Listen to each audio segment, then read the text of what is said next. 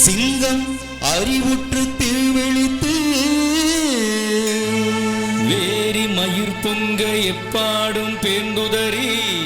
மூறி நிமிர்ந்து முழங்கி புறப்பட்டு போதருமா போல நீ பூவை பூவண்ணா உன் கோயில் நின்று இங்கனே போந்தருளி கோப்புடைய சீரிய சிங்காசனத்திலிருந்து யாம் வந்த காரியம் ஆராய்ந்து அருளேலோ எம்பாவா யாம் வந்த காரியம் ஆராய்ந்து அருளேலோ எம்பாவா யாம் வந்த காரியம் ஆராய்ந்து அருளேலோ எம்பாவா.